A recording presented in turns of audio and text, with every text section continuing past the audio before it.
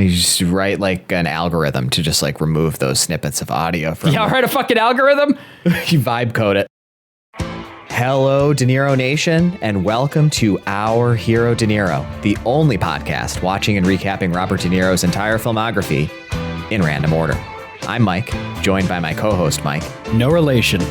And today, we are so excited to be going back to where it all started to discuss the 1970 American black comedy film Hi Mom, directed by Brian De Palma. And it's a return to form for us because this is, certainly, at least in the most generous manner of speaking, a sequel to Greetings, Robert De Niro's film debut, which was the first episode that we ever covered for the podcast. Mike, you ever heard of this film before we rolled it? No, but I certainly am familiar with Greetings, the very first film that we ever covered for this podcast in what is inarguably our worst episode ever due to my blown out audio. It is completely inarguable, isn't it? Like, even if there were a few episodes in the kind of immediate period after where we were still getting our sea legs from like a hosting perspective, just the production issues alone make it so much worse than even a worse episode from a discussion perspective could be. So I think that someday we should go back and re-record Greetings. Yeah. I think that would be really fun. Towards the end of this podcast's lifespan, sure. Yeah, I think it would be a funny last episode to do. Like that would be like a nice like bookending kind of coda to the podcast, something to talk about as we get on. Well, Greetings is a film that we famously gave 2.5 stars to because it was our first film that we were covering. And in retrospect, we both agreed that we should have given it lower ratings. So it will be interesting to see how its sequel, semi-sequel kind of compares. It will be very interesting. Yep. So as I said, this film came out in 1970. Wikipedia labels it as having had a budget of $100,000, approximately $100,000, with a box office of $1.2 million. Insofar as you can say this is a sequel to Greetings, it has the same main character, John Rubin, played by Robert De Niro, who folks may recall, or maybe not, because hopefully nobody's listened to our Greetings episode. He went to Vietnam at the end of that film. And so this film takes place after he's returned from Vietnam. And it's just him settling into life as a fucking peeping Tom weirdo. And that's what it's about. This film was, I said, Brian De Palma. It also stars Jennifer Salt. Oh, this must be the same gentleman. I didn't recognize him at all because I remember we talked about like how to pronounce his name when we did the Greetings episode. Garrett Graham. Well, we still don't know how to pronounce that even like 75 episodes later or whatever. Ruth Alda and Alan Garfield. Interesting. Apparently that Garrett guy plays a different character in this film. Yeah, that's why I didn't notice because there are no shared characters between the films other than John Rubin, Robert De Niro's character. Well, what do you think? Should we get right into it? Let's do it. So the film opens with some asshole out in the alley behind an apartment building, and he's just kind of messing around with some garbage back there. A shaky kind of handheld camera walks up to the guy, and we hear the person holding the camera ask a question. And whose voice was it, Mike? But Robert De Niro's. Boy, was it ever. Robert De Niro asks the guy, he says he's the janitor, to see an apartment. And the apartment seems like a real shithole. The price that it's up for rent for is $75 a month. And De Niro argues that it was advertised for $45 a month. But in spite of that protest, he decides to take the apartment. And my one note here in this was the janitor, he kind of looked like a little bit of a svelte John C. Reilly to me. Did you notice that? No, not at all. Well, I mean, we certainly aren't going to go back and look. So, you'll just have to watch Hi Mom. Yeah, he's like a white guy with balding with the frizzy hair. Yeah.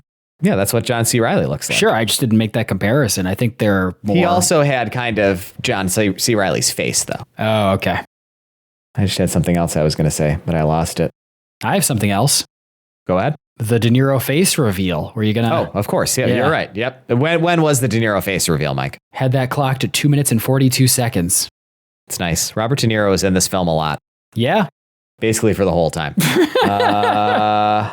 I remembered what I was going to say. Oh, great. What I was going to say was, as of this recording, Hi Mom is available on Amazon Prime Video. So you should feel free to turn this off and go watch the film if you'd like, if it's still on there. It's also on Tubi. You don't even need an account.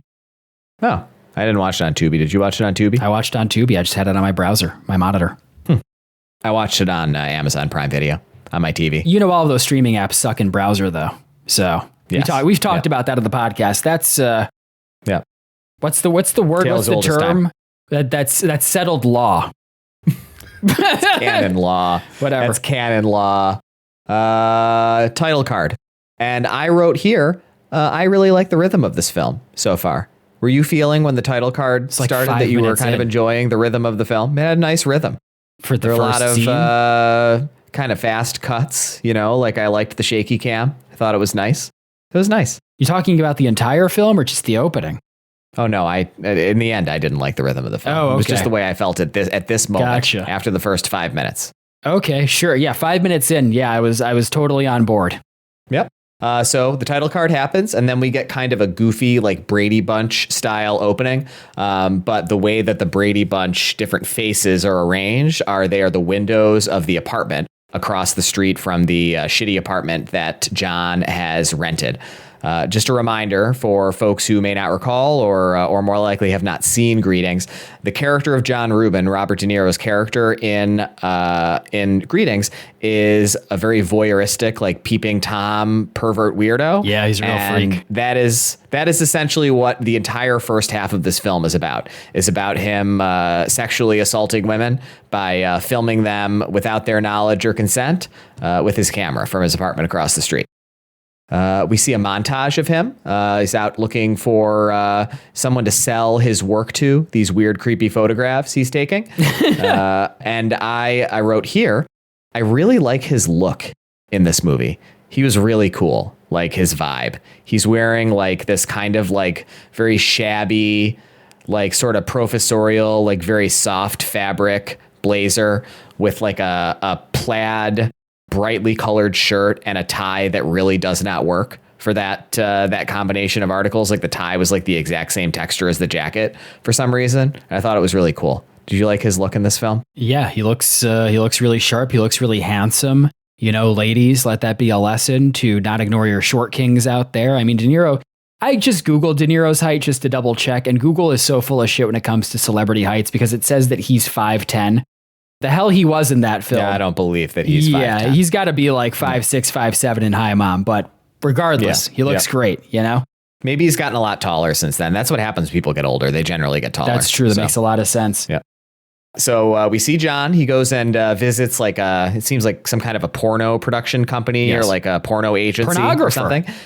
Yes, sure. He goes and talks to the pornographer, and he's trying to sell a photo that he took as seemingly potential marketing material.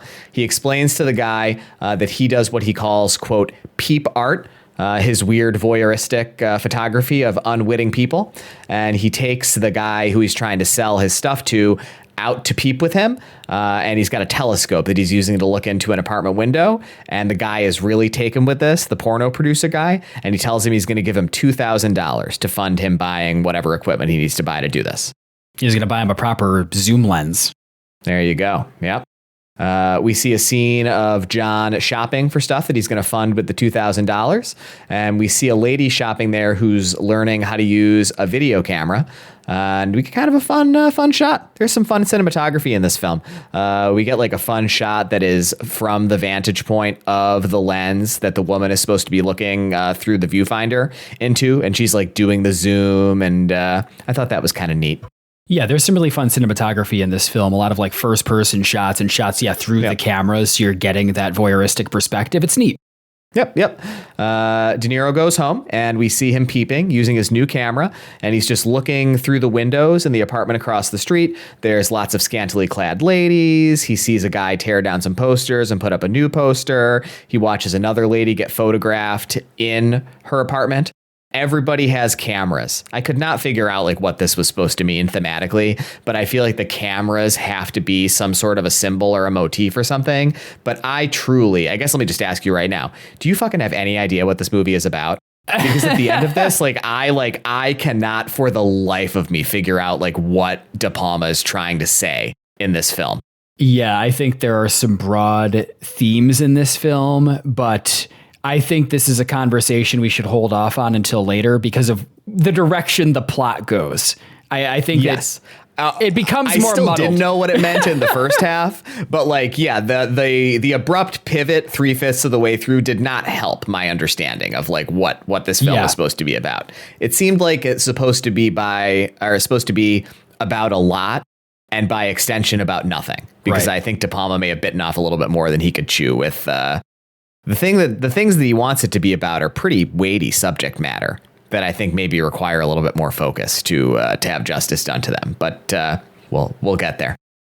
He gets a shot of one of the ladies in the apartment building across the street, and then we see him have a fantasy of himself being over there across with her, giving her flowers and getting a very excited reception from her. We see him go over to that lady's house, whom he just had the fantasy about, and he does this really smooth, like, con, essentially, where he pretends that he was doing computer dating and got matched with a woman by a different name. I did not write down what this woman's name was or what the fake Nor did woman's I. name was. Yep, got matched up with a woman by a different name, but given the address that this woman lives in, and he essentially uses this as a ruse to trick her into letting him in, and he has a loud fake phone conversation in there with the computer dating service, where he just blows up their shit for the unprofessionalism of sending him to the wrong house and demands a refund, and she overhears all this and is really charmed by just his general affect, as well as by the fact that he's Robert De Niro. And I should say, because we referenced the way he was dressed a couple of scenes ago, that he's wearing like a costume now that he's like doing this bit. Like he's dressed like what looks to be a pretty well-to-do businessman, like young businessman. He's got his hair done really nicely. He's wearing horn-rimmed glasses like I wear, very stylish glasses. He's got like a nice, like silky sort of shark skin looking suit, really tight, really trim. He looks really clean. Not the same kind of look that he had when we were describing him earlier. Yeah, I can't help but notice that he wasn't wearing a glasses chain. That's true. Yeah. But he could, you know. Well, if he wants to, yeah, sure. Let's try to remember to post a picture of me with the glasses chain in the show notes today. And why don't you guys write into Mike at ourherodeniro.com and let me know whether you think the glasses chain looks good. So she agrees to go out with him at the end of this whole ruse that he's been doing. One thing that I did note here is, and this guy is a fucking menace for so many reasons. Like this is a very like sleeper, morally repugnant character that De Niro has depicted on the silver screen. But while he's on the phone, he's in the lady's bedroom and he like knocks over a bowl of snacks that she had on her bedside table onto the floor. And then he just like sloppily like kicks the crumbs under the bed. Like he makes no effort to clean up after himself at all. It's such a weird moment. It says a lot about the character. Yeah, I think it's just supposed to be a character beat, right? Like it's just like this guy is a real fucking sleazeball, like inconsiderate asshole. They go out to a movie, and then after the movie, they go to dinner, and she's just sharing like a bunch of bullshit about her life and tells him this long-winded story about some guy that she dated while she was in high school and to whom she lost her virginity. I really liked this scene. I think this is probably my favorite scene in the film. Oh, yeah? So I'd like to talk about it a little bit. Sure. So the scene shows them on this, it's like a super date, right? Yeah. We see them at 4 different locations. But the way that De Palma and the editor, a gentleman by the name of, I think, Paul Hirsch, the way that they cut the scene together is they have the conversation take place totally smoothly across the smash cuts. So she's telling the same story and he's reciprocating with his same story, and the rhythm of the conversation is not affected by the smash cuts. It just like cuts between locations, movie, dinner, ice cream, drunk pizza, with the story happening very seamlessly in a way that I think very artfully conveys what we're supposed to understand that they're feeling, which is that this is going really well. Like they're moving between locations, but they're so in sync and so simpatico that it all feels like a totally streamlined experience. And I think that's really cool. I think that's like very artful direction on De Palma's part. Yeah, it's a long conversation. It's interesting because, well, you're going to say what De Niro's character John Rubin does next, but when they were sitting there in the beginning and he was hearing the beginning of her story about her ex, the way that they shoot him I thought he looked quite bored during that conversation. And I think it's interesting. I didn't notice that. Well, I think it's interesting because of like what he noticed and seized on from what she said and how he uses it later in the conversation when he's saying his piece. So I will say go ahead. Now. Yeah. Yep. So we get his story, right? But it's all done as part of this same sequence that I just described. And his story is this totally made up contrivance about how an ex of his, whom he was really in love with, cheated on him with a guy and he found them. And he does this like faux surprised thing that's like pretty funny. He's pretty funny in this movie where he's like, oh my God, the name of the guy who my ex cheated with was the exact same name as the guy you're talking about. They're the same person. And he uses this as like a ruse to get her to fall more in love with him. Essentially, they share this connection to this villain in their past lives. Peter. There you go. Perfect. They go back to her apartment and she is really insistent that he sleep with her, but he says, oh no, I'm sorry. I didn't write it down, but this conversation happens in a cab home. They take a cab home and while they're in the cab home, she's really insisting that she wants him to come home with her so they can sleep together. But he says they're too tired and they need to go home and that he thinks Sunday will be a better day for them to sleep together since it's going to be a sunnier, brighter day outside, which sounds like something you would say with your seasonal affective disorder. Oh, hey man, that affects millions of Americans every year. I am affected by it, by the way. And he goes home and we see him filming people more. We see, and I don't understand why we even saw this, just so you know, like this is the kind of thing that makes me say, like, I don't understand what this movie is about. We see the woman who lives in the apartment building across the street, whom we saw shopping for a camera at the same time De Niro was like 8 scenes ago or whatever. We see that she lives in one of the apartments across the street and that she's using her camera that we saw her being taught how to use by the totally risless camera salesman from that scene a few scenes ago or whatever. But like, I don't think anything ever happens with that. Like, I don't really understand what the point was of introducing her as a character who transcends scenes. Did you understand this? Not at all, but you need to pad that 87-minute runtime somehow. And I just did some live fact checking on the air. Just so you know, Mike, because you were making light of it a minute ago, seasonal affective disorder affects roughly 5% of the U.S. population annually. Okay? I'm not making light of it. Do the math. I also have it. People are dying. Yeah, that's probably true. Seasonal right? affective disorder. Right. You think, really, like we shouldn't make light of it because if 5 million people are affected by it, you think at least one of those people doesn't kill themselves every year? If only they lived in a slightly lower latitude.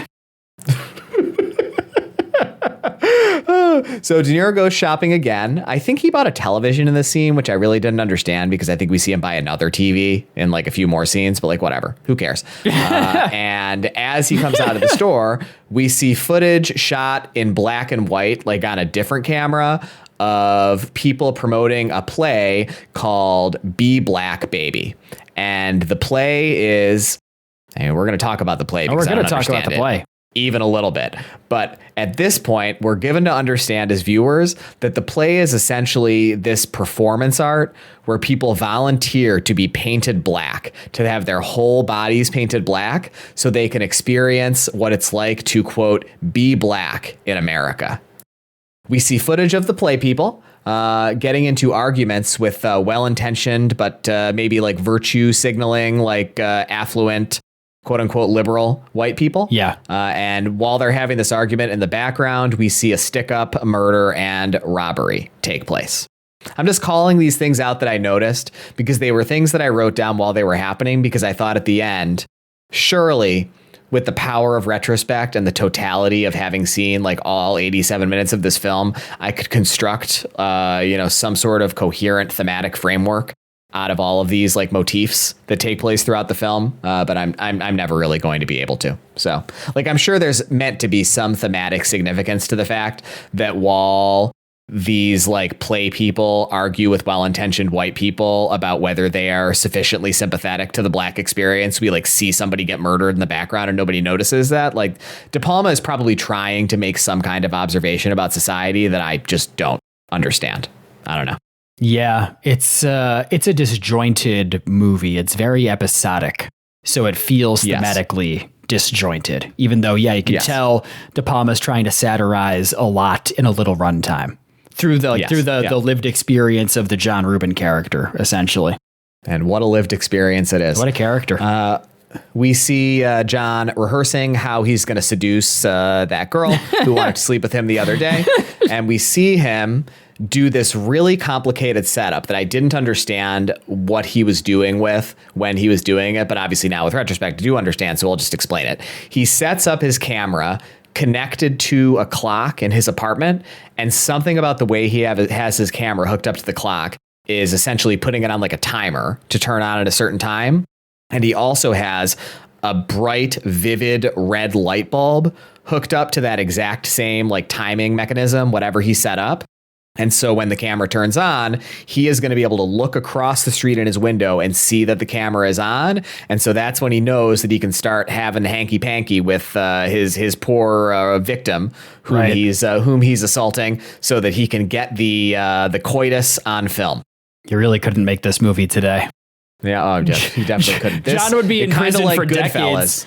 Yeah, kind of like Goodfellas. This is really a film that has values more aligned with like the cultural mores of 1990, not the cultural mores of 2026. Yep. So he goes over to her house after he's got this whole setup done, and she starts undressing him as soon as he comes in, but he's really comically like faux insistent that he's not comfortable and that he needs to like warm up to it, and he's got all these excuses for why they can't sleep together yet, and it's just because he had gamed out how long he thought it was going to take for them to start sleeping together, and she was much more wanting as soon as he came in than he was expecting that she would be. He goes out to shop for condoms, but then we see him notice that it's taken him a little bit too long to do this, and so he has to rush back, and they do their business right up against the big like bay window of her apartment, so that it's in full view of the camera that he's got set up across the street. And we see the red light, so we understand the mechanism that he has engineered. Well, we see the camera go down. We see the camera tilt.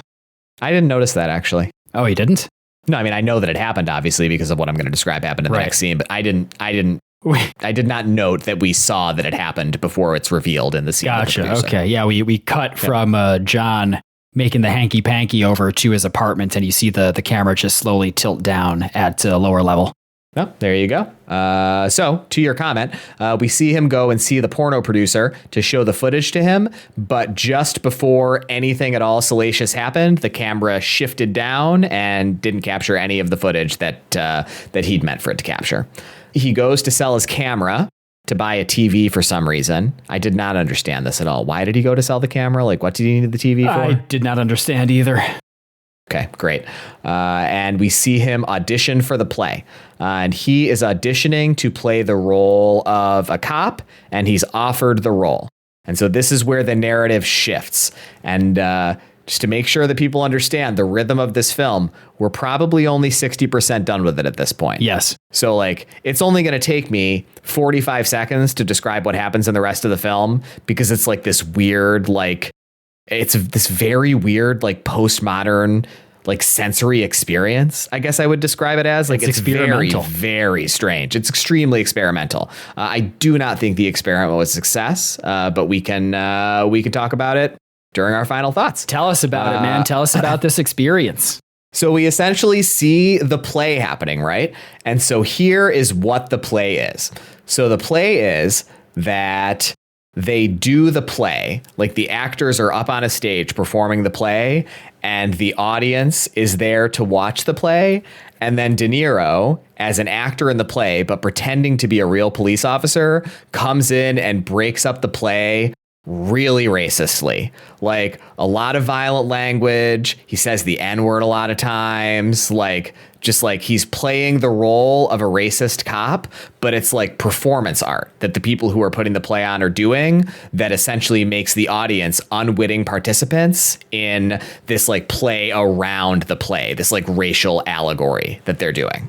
Yeah, and I think that I appreciate your brevity in describing this experience, for lack of a better term. But I feel like you're because this is going to tie into my final thoughts. I think you're underselling how significant a portion of this film this sequence is. It's literally like 40 minutes long. Like, it's insane. And you don't see De Niro show up until very late in the scene, in the sequence. So you're with the white audience members who are, unwittingly duped into signing up for more than they bargained for, as they go through the entirety of this performance art experience. So you see them as they are just, it's like a white person humiliation ritual. They're put in blackface. They're given black names. Their belongings are taken. Their money is stolen. They're guided through this like apartment building in the dark. One woman is raped. You didn't mention that. She's the lady, the actress who played her was like quite a good screamer. So it was like a really viscerally intense, unpleasant scene. And then after you go through this scene with these people for what feels like an eternity, then Robert De Niro playing a cop busts the performance, and all of the white participants are like, oh, thank you. These people, they've robbed us. They're holding us against our will. They're making us do these horrible things. Please arrest them. And De Niro, he jams the white people up like, the way that a racist cop would against actual black people. Like black people. Yeah. And then eventually they're dispersed onto the street. And the punchline is that they're like, oh, yeah, no, it was good. It was more than I thought it was going to be, but it was good. Like they have to be complimentary of it. But it is just, I thought to myself, this type of gaming is dead, but I think it'd be a very funny like VR experience. The Hi Mom. The Hi Mom. It's a Call of Duty blackface. VR, yeah, the Hi Mom Be Black Baby VR experience. You go into like a Best Buy and they put the Oculus Rift on you. And they're like, it's my favorite ride at Dave and Buster's. Right, it's like 1970 Robert De Niro just like getting in your face and hitting you with a baton and calling you the N-word. Nightstick, right? And screaming the N-word at you. Yeah. But yeah, besides thinking of that during the sequence, it was extremely unpleasant in a visceral way that I admire the filmmaking of, but did not necessarily enjoy or think that so much of the film should have dedicated time to. Yeah, it's like a totally different film from the rest of the film, honestly. So that is the play. Thank you. You did a really nice job of describing it very succinctly, in spite of complimenting my brevity. So nice work. So after the play, we see that now John is back in his apartment and he is reading a book, which we hear narrated. So we hear narration of what he's reading in the book called The Urban Guerrilla. That is essentially about like the kinds of guerrilla tactics that being an effective part of the Black liberation movement will require of you. We get a time jump. 3 months later, De Niro is now married to the lady whom he tricked into going on the date with him earlier with the computer dating scam. And now he's like some kind of insurance salesman or whatever. They have this pretty normal domestic situation, and they get into this just friendly, pretty well-mannered type of argument that couples get into about what kind of dishwasher they're going to get. He wants to get a secondhand one because it's cheap, and she wants to get a new one because she wants one that will match the color of the kitchen. And that's all that happens in that scene. And we see him then plant a bomb and blow up his apartment building. And we see the kind of fallout and wreckage of the bombing from across the street. There's a reporter there interviewing people on the street for their thoughts on what happened. And the last person whom he interviews is John. And he's pressed for a comment. And all he says is, "Hey, Mom." And that's the end. That's not all he says. Oh, I'm sorry. What else does he say? I only wrote down, "Hey, Mom." He goes, first of all, it's "Hi, Mom." You're like paraphrasing the fucking title of the film. How did I write it down wrong? I actually wrote it wrong in my notes. I was just reading my notes. And Robert De Niro says, "Hey, Mama." No, the news reporter asks him for opinions, and he like rants. He goes on this really long tirade where he's just yelling obscenities, and the newscaster is telling him like, "Your language, watch your language." And then finally he's like, "Is there anything else you want to say?" And then he turns to the camera all chipper and he goes, "Hi, Mom." And then it ends. There you go. Yeah, I think that I had kind of blacked out by the end of the movie, honestly. So, Mike, what did you think of, I like to call it "Hey, Mom." Hi, Mom. Well, this is a tough one to rate numerically because, as I said at the top of this episode, we gave its predecessor, Greetings, a 2.5 on the record. But in reality, I would probably give it a 1.5 or a 2, probably a 2. I'm generous. I'm a generous grader. No, you aren't. So when I'm thinking about the comparison between Greetings and Hi, Mom, I think Hi, Mom is quite a better film than Greetings for a few different reasons, but it has some serious faults. So I want to talk through that kind of at a high level. I like, Greetings is a film that had three protagonists. John Rubin was only one of them. It was him and his two friends as they were kind of leading up to enter the war in Vietnam, possibly. And I think it makes sense from a storytelling perspective to focus on only one of those protagonists. So I think using just John was a really smart idea. And Robert De Niro was great in the role. He's really charming as this like psychopathic, perverted freak who wants to, voyeuristically film people without their consent in early 1970s New York and go through all of these weird schemes and stuff. I was actually kind of in love with this film for its first third or maybe first half. Okay, when you're just, that's interesting. Yeah, because it feels like multiple stories that are just jammed together. Because this film, it wants to satirize voyeurism in media with the P-BART thing, and it wants to talk about race and liberal, performativity. And there's just so much being jammed in there that it had me in some parts and then kind of lost me in others. And I actually really enjoyed that first third of the film, and we're just with the character John, who is such a weirdo as he's, trying to establish himself as a young pornographer after he returned from Vietnam. And his insane scheme that he's like, oh, I can just film people across the way, and like the increasing convolutedness of it with the camera and the timer and seducing the woman across the, in the other apartment building. I was like, this is really, I could see that being a really fun movie on its own, fun or just like interesting psychologically. Like there are things you could do with just that idea. Then you get to that black baby sequence, and man, fucking killed the movie for me. And I didn't kill it, that's an exaggeration, but I started to wonder, is this just the rest of the film? Are we ever going to see Robert De Niro again? The answer is yes. Yes, it is. And like, I couldn't believe when I looked down at the runtime when it was still happening, and it was still happening, and there were only 12 minutes left in the movie. And I was like, oh my God, it really is the rest of the movie. Like, that's an interesting structural choice. Right. And I get what it's doing. I think it was effective at doing what it set out to do, but it kind of just, it stops what little narrative there is dead in its tracks, because you are not with De Niro's character for what feels like an entire act of the film. And it was just so jarring to me as a viewer, and Greetings felt episodic in this sort of way too. But it kind of shifted from a dark comedy to this like really immersive, aggressive sort of satire, and it just dominates the film. And then you wrap it up with a couple of scenes of De Niro blowing up his domestic life that he's established with Judy. And I don't know, it's uneven. So ultimately, because I am such a generous guy, I'm giving this a soft 3 out of 5. Wow.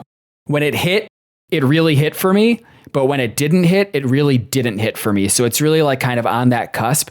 And I think ultimately, I'm rating it higher than Greetings. But in my mind, it is lower than Putney Swope, which is a film that I recommended in that Greetings episode, which is a similar sort of caustic satire from that era of filmmaking. But I think Putney Swope was funnier and more biting in its satire than what Hi Mom was. So I don't know. It's just, it had good ideas. It was I laughed multiple times. I really like the character John Rubin. I think they could have done more with the initial idea instead of trying to spread themselves across so many different ideas. Oh, also, just a footnote, you didn't mention this in the recap, but there are like 5 musical interludes in this film. There are like 5 montages. You're right, there are. Oh my God. Yep. You know what it reminded me of? It reminded me of the SNL sketch, What's Up With That? Where it's like every time someone is going to say something, all of a sudden like the music comes in and Keenan starts singing. That's what it felt like in this movie. It's like you get one scene with John talking to someone, and then all of a sudden it's like, here's a 5-minute long song where they say Hi Mom like 10 times, and then you're back in the narrative again. But yeah, I kind of liked the movie. I liked it. I didn't dislike it. It was weird and jarring, but I kind of liked it. So I'm giving it a 3. What about you, Mike? I can see from your face you're not going to give it a 3. Yeah, it's really interesting.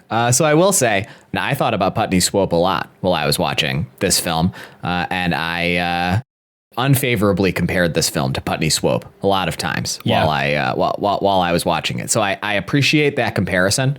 I think that in a way, Putney Swope is trying to be about the same things thematically that I think that this film is trying to be about, but it spotlights the race politics and the stuff about the Black experience as the core like unifying framework for its satire in a way that ultimately makes the stuff that's about voyeurism and like commercialism and like all those other kinds of things that I think this is ostensibly meant to be about more prescient and more biting in their commentary.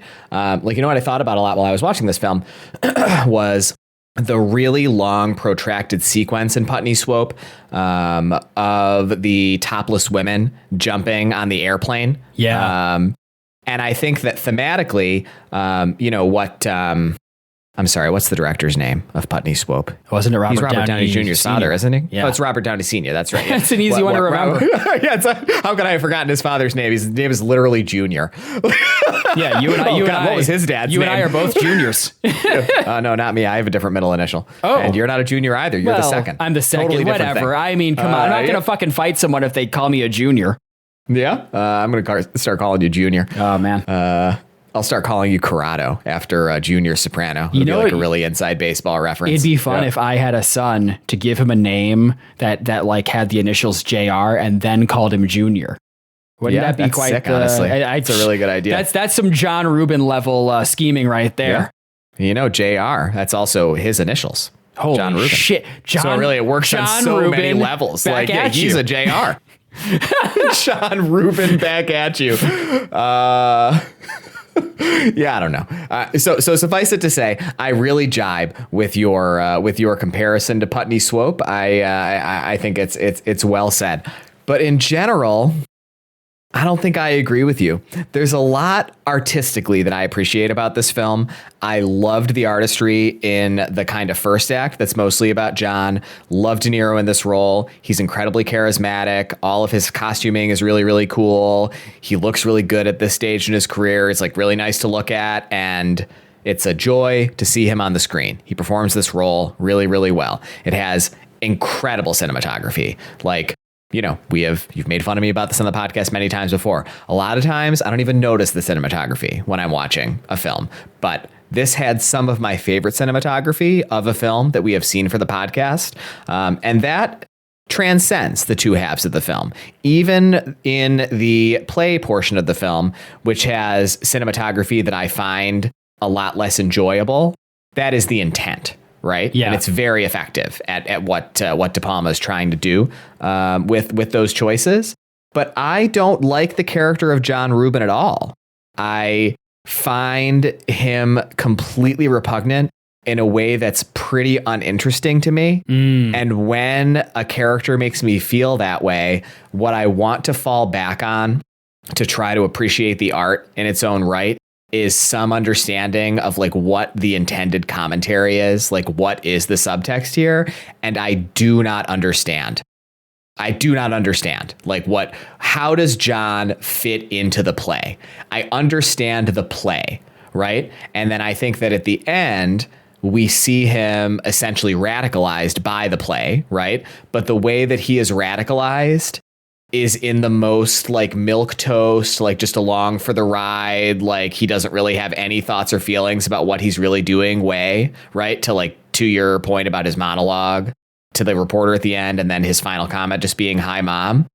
But like, why? Mm-hmm. What is that supposed to mean? Like, what is John's existence as a character provide that enhances our understanding of the race allegory? I don't understand. Do you understand? No, and that's actually a really interesting point with regards to repugnant characters, because I appreciate you explaining that in more detail, because I think that explains why in your framework, this film doesn't work, or that character doesn't work, but a character like Patrick Bateman from American Psycho works. Yes, correct. That's very... Yes. It's much easier to understand what the creative folks were thinking with that one, what the intent was. Yeah. So I really struggled with it. I was not enjoying it at all in the first half, other than just sensorially. I was really enjoying the direction and the cinematography and De Niro's performance. But then when the play thing started and I saw how these parts were going to come together, and then especially when the play ended up being the whole movie, I was like, oh, okay. Like, I bet you at the end, this is going to make sense. And maybe that will recontextualize the first act John stuff in a way that makes me, if not sympathize with and relate to the character, at least understand how that character's existence helps me to understand maybe something about the Black experience or how to try to sympathize with the Black experience as a white person that I wasn't able to before I saw the film, but I didn't finish the film feeling that way. And so emotionally, it fell totally flat for me. Similarly, I think that as an individual statement piece, the play itself and how much of the runtime it takes up could be really compelling. It is deeply uncomfortable to watch, and I think that is the intent. But the fact that it was coming after a long enough half of the movie for me to think that was primarily what the movie was about resulted in me just continuing, like I just like was continually waiting for the play segment to end. Yeah. And so like I said, I looked down at the runtime. I was like, I could feel it. I have a very good sense of time. I was just like, this has to be almost over. Like, it's been so long. When are we going to return to like the main narrative? And then I looked down and saw there were 12 minutes left. And I was like, oh, well, we're not going to. Like, there's essentially just like a coda with the character at the end. And so like, I don't know, like, no, this really didn't work for me at all. I do want to give it a higher score than Greetings, but I don't. The record doesn't mean anything to me, right? Like in my heart, I know that if I watched Greetings now, I would give it 1.5 stars. Yeah. But I that's just what I'm going to consider in my mind. And so I am going to give this a score higher than I gave Greetings. Then I will give Greetings when we rewatch it at the end of the podcast. Okay. And so I'm going to give this 2 stars. I really didn't like this movie at all. Yeah, I get it, man. It's interesting. I think that I have more appreciation for like the visceral reactions that the film made me feel. And being thrown into the Be Black Baby segment, like, yeah, I didn't really care for that segment and how long it ran for and how thematically muddled it felt, you know, overall in the film. But man, it was so disorienting as a viewer to be thrown like into that sequence in first person, experiencing this alongside that group of unsuspecting people. And like, yeah, films don't make me feel that strongly that often. I watch a lot of movies. I love watching movies, but like it's rare for one to make me like have such an immediate reaction where I'm like, this is extremely uncomfortable in a way that like this film shifted from a dark comedy that I was like kind of whatever, it was kind of funny, goofy, to like, holy fuck, this is like a horror film. This is really intense shit. And I think I probably in my grading place a little more on that than you do. But I feel like all of your criticisms are very valid, so I get it. No, I understand the point that you're making, but I just want to, I want to make, I want to like make a comparison. It's really exciting for me. Okay. But like, I don't think that I don't value that. I just only value it when it is in service of me understanding either a character or a set of characters who are really well fleshed out and their experience better than I might be able to, or understanding a thematic framework better than I might be able to. And so as a counterfactual, I would suggest to you Manchester by the Sea, which I think is a virtually perfect film. And it does the thing that you are describing in a way that I do appreciate. When the fire happens in Manchester by the Sea, it is such a sudden tonal shift. It is so surprising. And at that point, the film does essentially transform into like a psychological horror film. And I thought that was transcendent storytelling because of the way that the manner in which the film presents that information about the character to you, essentially forcing you to experience it the same way he did. And it deepens your experience, your understanding of his experience and like what the character is about so much. And so I think that I would value the disorientation of the play if I could understand what it was about. I mean, viewers, write into Mike@OurHeroDinero.com and, explain Hi Mom to me if there's something that maybe would make me appreciate it more. Okay. Yeah. Point taken. But all that being said, I mean, really good conversation. Glad we watched the film. It's just a joy to be able to watch every film Robert De Niro has ever been in. With that being said, Mike, do you have anything that you would recommend soft in addition to Hi Mom? Boy, do I ever. Sometimes the simplest recommendations are the best. I'm very excited to recommend this film because I think you're going to like it. I am recommending the 1981 Brian De Palma film, Blowout. You familiar with this film at all? It sounds very familiar to me. I think I must have heard of it. It is an early starring vehicle for a young John Travolta, and you're really able to see how much De Palma has evolved as a filmmaker between Greetings and Hi Mom versus Blowout and its release in the early 80s. So the film stars John Travolta as a movie sound technician who he's out one night in New York City recording some ambient audio, and he accidentally captures what he believes is evidence of a political assassination. So it's essentially a conspiracy thriller, really paranoid in the best possible Brian De Palma kind of way. And it's similar thematically to Hi Mom in some ways. You know, Blowout is really, it's a film about how media can both capture reality as well as distort it. And, you know, it's about controlling the truth essentially. And I think that in Hi Mom, you have De Niro's character obsessively filming and watching people through this crude, you know, peep art setup, which is very chaotic and invasive. And it's played for satire. It's like a dark comedy in the beginning of the film, but they're really both films about how the camera can change reality and turn people into subjects and performances, you know, the dehumanizing nature of it. And so Blowout is really presenting a more refined version of that idea through this like really tense, conspiratorial sort of thriller, and it has a really great ending. I obviously won't say anything else about it, but I think that if you are hoping for maybe a more in-depth examination of some of the themes present in Hi Mom and you like that De Palma shtick, then you should watch 1981's Blowout. What about you, Mike? What do you have to recommend? It's already on my watch list. I actually had to go look and see if you were mistaken and you'd already recommended it, because I'm sure you recommended this to me, which is why it's on my watch list. I feel like I've never heard of this movie. It sounds really nice. What about you, Mike? What do you have to recommend this week instead of Hi Mom? Yeah, I have a great recommendation this week. It's definitely instead of, and it could not be more different from Highmark. But I really struggled to identify a touch point to hinge on to find what I wanted to recommend this week. But I did some digging, and I referenced him earlier and liking his work on this film. This film was edited by a gentleman named Paul Hirsch, who's actually had quite a storied Hollywood editing career. You've seen a lot of films that he's edited, and they are very widely beloved. And so today I would like to recommend what I think must be the most widely beloved film edited by Paul Hirsch, the 1980 George Lucas film, Star Wars: The Empire Strikes Back. Fucking stupid. What do you mean? It's a great movie. Yeah, it's one of the all-time greats. Yeah, you think you're going to find someone who hasn't watched Empire yet?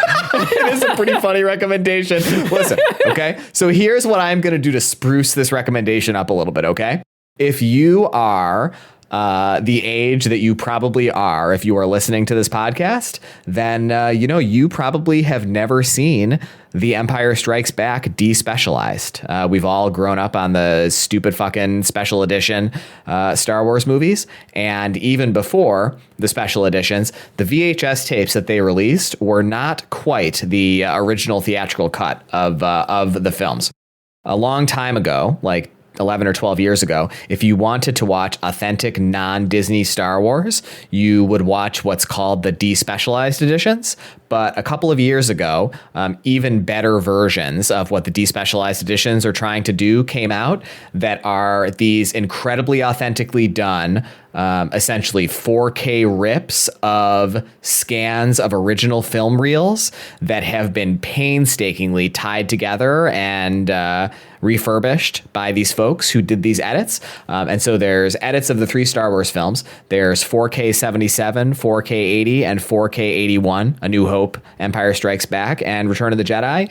And I watched 4K 80, and it fucking changed my life a couple of years ago. I had never seen The Empire Strikes Back like that. What made me do it actually was when you, me, and Caroline went and saw New Hope, the original theatrical cut when they played it at the Little. A couple of years ago, I wanted to see like the other Star Wars films like that.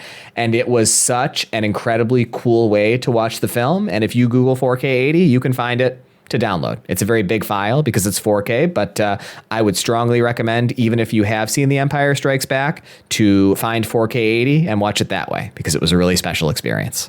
I think that's an unexpectedly great recommendation. I've had copies of the despecialized editions for, God, as long as I can remember. And anytime I have watched the original trilogy, I would never watch the newer, special edition cuts with all of the added CGI nonsense. It's so nice to go back. Horrible. And these teams, the teams who did the despecialized edition, 4K 60, all of those sorts of fan edits, it is incredible the amount of meticulous work that they do to try and recreate the original theatrical cut as closely as possible. It is the closest you can come to watching, Empire in a theater in 1980. And it's so special having that experience because they don't gain anything from the CGI bullshit. You don't have to do it. Oh my God, you just don't have to do it. But they did it. So it's nice to have access to those sorts of files. So yes, I think that's a great way to watch that film if you haven't, if you've never seen it. Yeah, you should watch it on your projector. I think it would look really nice. Definitely, I've seen the despecialized editions. The 4K cuts are much better. So if you are going to do this, you should find 4K 80 and watch that one because it looks a lot better. They've done a much nicer job with the restoration than the despecialized edition folks did. That sounds great. I'll look that up later. All right. And so, Mike, it's your turn to roll this week.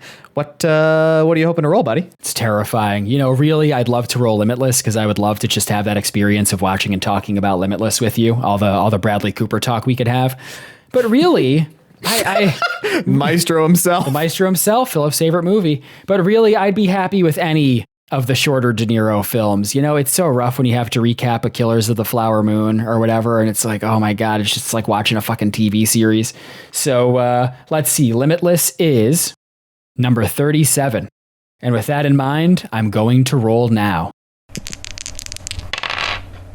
I rolled the number 4. Which is, I know, right? It doesn't bode well. Hey, that's you're actually, gonna love what you see. That's one of those rare repeats. I'm going to remove the dupes from the 75th at the 75th episode. So we're going to go ahead and re-roll. Okay. Trying again. I'm going to roll the dice now. I've rolled 29. That's fucking Christ. It's analyzed that already previously covered. I didn't realize. We should just start watching them again. Yeah, you think just do analyze when we that? roll them, just do Redux. another analyze that episode. Yeah. Okay. Yeah. Third time is the charm. I'm aiming for number 37 Limitless, and I am rolling for real now. I have rolled 16. That is the 1986 film, The Mission, which is one of those classic De Niro films I've never heard of. Have you ever heard of The Mission? No, it's got a lot of stuff to like about it, though, on the Wikipedia page. Like a lot of stuff.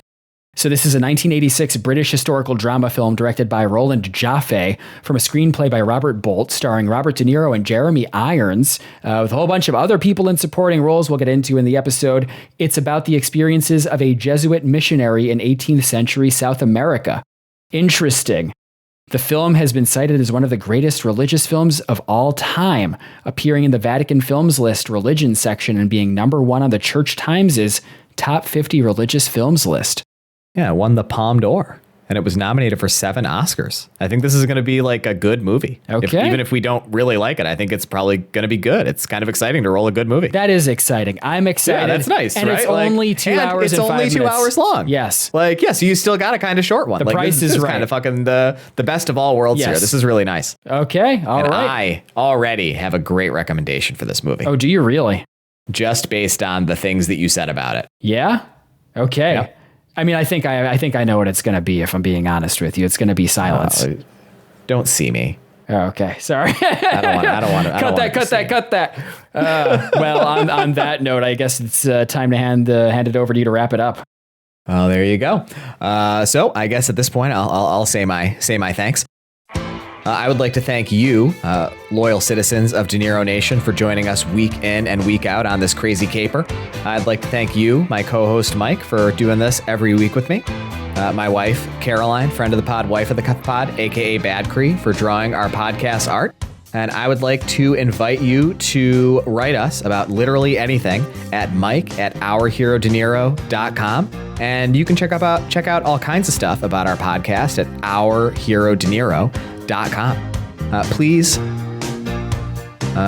Subscribe and rate us on your podcast app of choice. We took 2 weeks off. I really struggled right there. I kind of forgot what the last thing was that I was supposed to say. I